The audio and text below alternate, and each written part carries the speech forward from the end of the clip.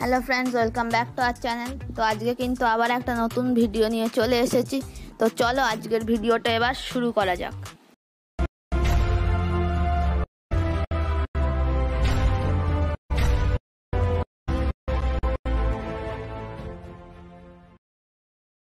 তো বন্ধুরা, প্রথমেই যে আপডেটটা দিয়ে দেবো সেইটা হচ্ছে পিএসজি কিন্তু অফিসিয়ালিভাবে সাইন করিয়ে নিল ক্যাং ইন লিকে। তিনি কিন্তু একজন সাউথ কোরিয়ার সেন্ট্রাল মিডফিল্ডারের প্লেয়ার।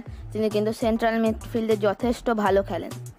তো বন্ধুরা, এবার যদি হালিচারান নাসারির ব্যাপারে বলা যায়, তিনি কিন্তু অফিসিয়ালিভাবে সাইন করে দিল ব্যাঙ্গালোর এফসিতে। এবার দেখা যাক তিনি ব্যাঙ্গালোরে গিয়ে তার সেরা ফর্মে ধরে রাখতে পারেন নাকি।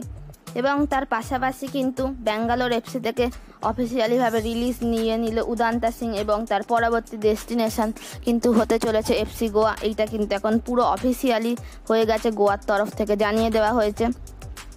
তো বন্ধুরা, এবার যদি আর একটা অফিসিয়াল আপডেটে আসা যাক, সেইটা হচ্ছে কিন্তু নিশু কুমার। তিনি কিন্তু অফিসিয়ালিভাবে 1 বছরের লোনে ইস্ট বেঙ্গলে যোগ দিলেন কেরালা ব্লাস্টার্স এফসি থেকে।